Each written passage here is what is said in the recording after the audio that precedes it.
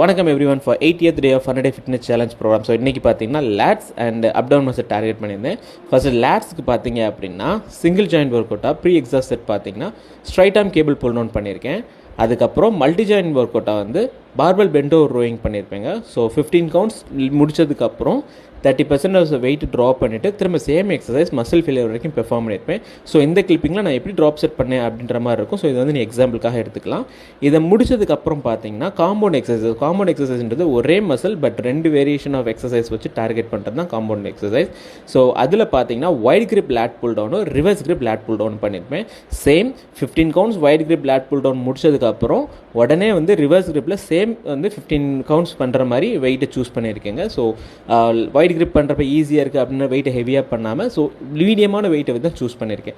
அதுக்கப்புறம் பார்த்தீங்கன்னா straight arm cable pull down பண்ணியிருக்கேன். பட் இந்த தடவை பார்த்தீங்கன்னா ரெஸ்ட் பாஸ் அப்படின்ற டெக்னிக் வந்து பெர்ஃபார்ம் பண்ணியிருப்பேங்க. ஸோ அப்டமனுக்கு பார்த்தீங்கன்னா ஹேங்கிங் லெக் ரைசஸும் அதுக்கப்புறம் லையிங் லெக் ரைஸஸ் பண்ணியிருக்கேன். ஸோ இது எல்லாமே பக்காவாக முடிச்சதுக்கப்புறம் நல்ல ஒரு டீப் ஸ்ட்ரெச் பண்ணியாச்சுங்க.